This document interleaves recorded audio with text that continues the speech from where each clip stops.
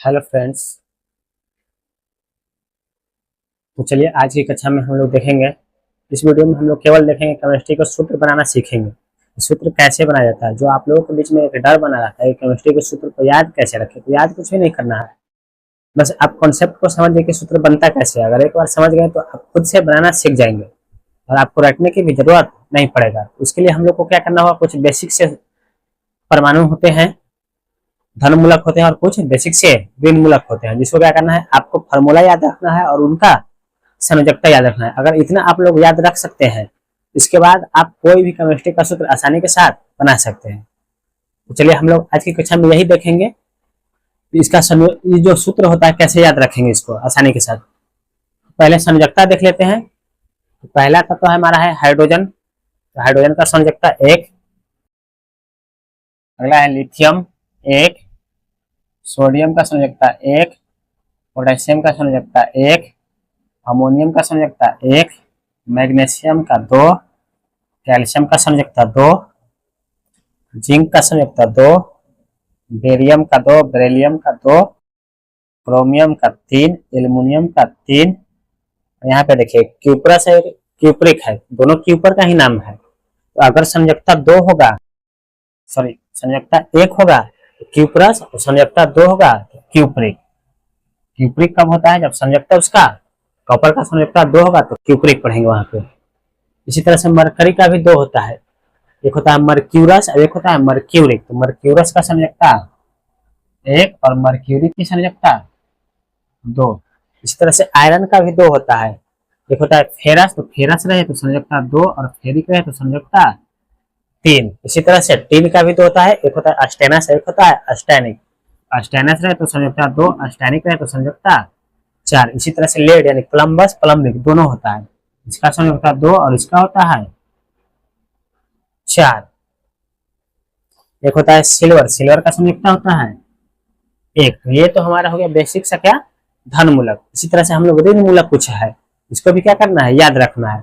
इसमें थोड़ा सा आपको फॉर्मूला याद रखना है, याद करने का हम तरीका बताएंगे, रटना नहीं है। किस तरह से हम याद रखेंगे कि हमको हमेशा के लिए याद हो जाए, कैसे कनेक्ट करके रख सकते हैं इसको। तो चलिए पहला है हमारा कार्बन। कार्बन का संयोजकता होता है 4। अगला है फॉस्फेट। देखिए यहां से फॉस्फेट का क्या होता है, PO4 होता है शुद्ध, और एक होता है फॉस्फेट, ट लास्ट में है, यहाँ पे ट है और यहाँ ड है। तो यहाँ फॉस्फाइड जो होता है P होता है, फॉस्फेट फॉस्फोरस होता है, इसी को कहा जाता है फॉस्फाइड ऋणात्मक मूलक में। तो फॉस्फाइड का तो P होगा और फॉस्फेट का PO4 होगा।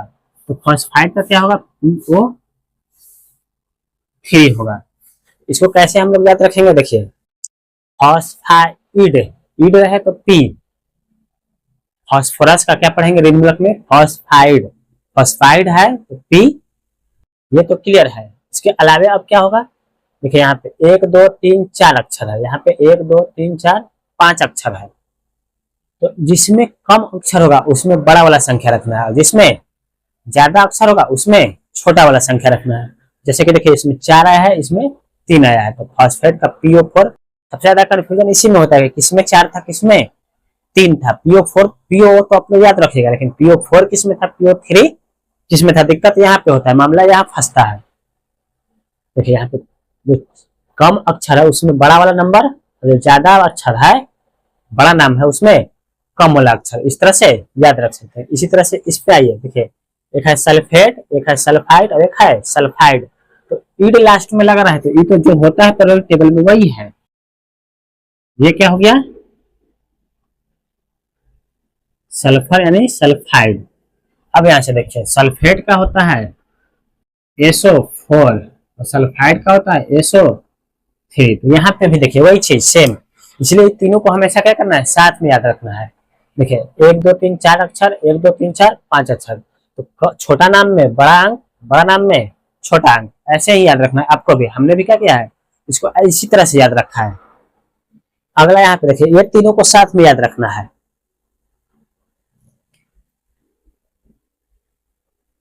इसको कैसे याद रखना है, नाइट्रेट, देखिए ईड, ईड आ गया तो ये तो जो पीरियोडिक टेबल में नाइट्रोजन है वही है, जहां भी लास्ट में ईड या आइड, ये हो गया। अब यहां से देखिए नाइट्रेट का होता है NO3 और नाइट्राइड का होता है NO2। देखिए यहाँ पे भी वही चीज हो रहा है, बस 3 और 2 होता है, इसमें 3 4 था, 4 3 4 3 था, इसमें 3 2 होता है। तो इसमें भी वही देखिए 1 2 3 4 छोटा नाम और यह है बड़ा नाम। तो बड़ा नाम में छोटा वाला और छोटा नाम में बड़ा वाला, तो एक ऊपर में 3, छोटा वाला में 3 और बड़ा वाला में 2। तो इस तरह से क्या करना है, इसको याद रखना है। सिलिकेट का क्या होता है, SiO3 होता है। क्रोमेट,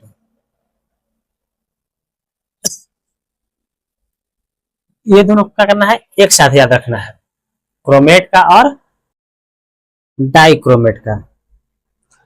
देखिए तो क्रोमेट को कैसे याद रखना है, CrO4, ये हो गया हमारा क्रोमेट। डाइक्रोमेट, इसको दुगना कर देना है, डाइक मतलब 2 होता है तो Cr2,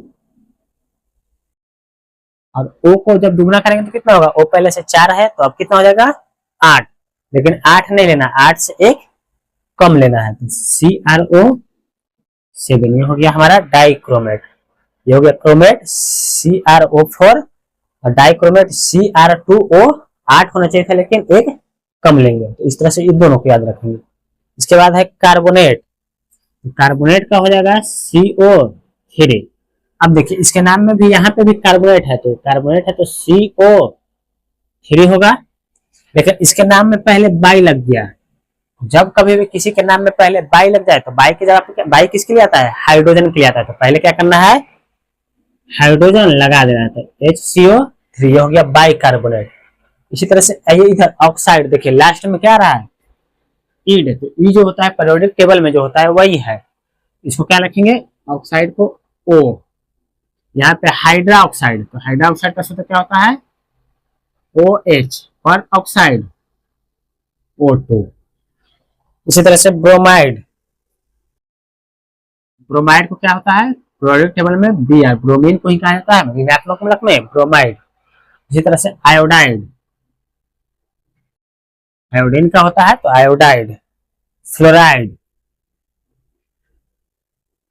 क्लोराइड, इन तीनों को देखिए क्या करना है, एक साथ याद रखना है। क्लोराइड तो ईड लगा है लास्ट में ना, तो जो होता है क्लोरीन उसी हो गया क्लोराइड। क्लोरेट ClO3, ये होता है क्लोरेट। हाइपोक्लोरेट, हाइपोक्लोरेट के लिए हो जाता है HClO3। हाइपोक्लोरेट का हो जाता है ClO। इसके बाद है परमैग्नेट, परमैग्नेट का होता है MnO4, एक होता है ब्रोमेट, ब्रोमोट का क्या होता है BrO3।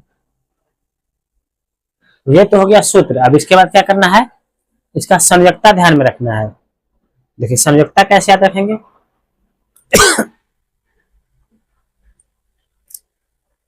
देखिए फॉस्फेट का इसका भी संयोजकता 3, इसका भी संयोजकता 3 और इसका भी संयोजकता 3। अब आइए सल्फेट पे, तो सल्फेट का होता है संयोजकता 2,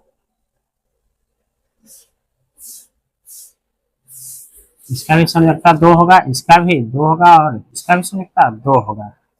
इसका होता है 3,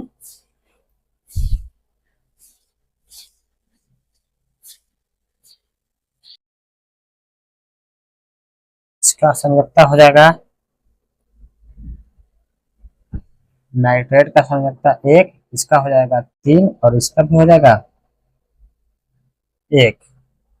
अब सिलिकेट, सिलिकेट का संयोजकता याद रखना है 2, क्रोमेट का भी होता है 1, सॉरी क्रोमेट का भी होता है संयोजकता 2, डाइक्रोमेट का भी 2, कार्बोनेट का होगा 2, कार्बोनेट का 2 और बाइकार्बोनेट का एक। इसी तरह से ऑक्साइड का होगा 2, हाइड्रोक्साइड का होगा 1, पेरोक्साइड का होगा 2, ब्रोमाइड का होगा 1, आयोडाइड का होगा 1, क्लोराइड का होगा 1, क्लोराइड का होगा 1, क्लोरेट का होगा 1, हाइपोक्लोराइट का 1, परमैंगनेट का 1, ब्रोमेट का 1। ये हो गया हमारा इसका संयोजकता। इतना क्या करना है आपको याद रखना है। इतना याद रहेगा आप क्या करेंगे, आसानी के साथ सूत्र को बनाना सीख लेंगे। जैसे कि एक अभी हम दिखा देते हैं, बाकी के अगले क्लास में क्या करेंगे, अगले वीडियो में पूरा का पूरा केवल सूत्र बनाना ही सिखाएंगे। जैसे कि आज आप पोटेशियम पर मैग्नेट सूत्र बनाना, यहाँ पे एक जगह है देख लेते हैं। एक जैसे सूत्र आपको बनाना है पोटेशियम पर मैग्नेट। देखिए पहले लिखेंगे पोटेशियम, पोटेशियम का संकेत क्या होता है के। पर मैग्नेट का सूत्र क्या होता है MnO4। इसका संयोजकता कितना होता है पोटेशियम का 1, पर मैग्नेट का संयोजकता कितना होता है 1। जब कभी दोनों का संयोजकता अगर बराबर हो जाए तो क्या करना है, उसको इग्नोर करके चल देना है, या फिर इसको क्या करना है इस तरह से क्रॉस लिखना है। इसका संयोजकता इस पे जाएगा और इसका संयोजकता इस पे जाएगा, तो K1MnO4 1, ये क्या हो जाएगा 1। अब 1 लिखे या ना लिखे बात है बराबर है, तो इसको हम सीधा में ऐसे भी लिख सकते हैं KMnO4। तो ये हमारा किसका सूत्र बन गया, पोटेशियम पर मैग्नेट। आप लोग देख सकते हैं कितना आसानी के साथ हम लोग सूत्र को बना सकते हैं। बनाने के लिए क्या करना होगा, इसको आपको याद रखना होगा। आशा करते हैं आप हम हट जाते हैं थोड़ा सा, और आप लोग क्या कीजिए स्क्रीनशॉट लीजिए और इसको क्या करना है जितना जल्दी हो सके और जितना आसानी के साथ हो सके याद करना है। याद करने के लिए हमने बता चुका है, ये 3 को साथ याद रखेगा, ये 3 को साथ, और ये 3 को साथ, और ये 2 का साथ। जिस तरह से पेयर बनाया हुआ है वो सबको पेयर में एक ही जगह पे याद रखना है, तभी क्या करेंगे आप आसानी से और लंबे टाइम तक जल्दी से याद कर सकते हैं। नहीं तो हमेशा इसमें क्या होता है कंफ्यूजन होते रहता है। इतना से भी ना हो, आप लोग वीडियो को एक बार से अधिक बार देखिए, और ना हो तो क्या कीजिए आप लोग लिख करके पेज पे दीवार पे चिपका दीजिए जहाँ पे आप बैठ करके पढ़ते हैं। इससे क्या होगा, आप जब भी आएंगे उस पर एक नजर जाएगा, आप देखते जाएंगे, उसको याद हो जाएगा। जब याद हो जाएगा तो सूत्र बनाना आप लोग आसानी के साथ सीख जाएंगे। उसके बाद हमेशा के सूत्र रखने का झंझट खत्म हो जाएगा। चलिए थैंक यू, आज की वीडियो में इतना ही रहने देते हैं।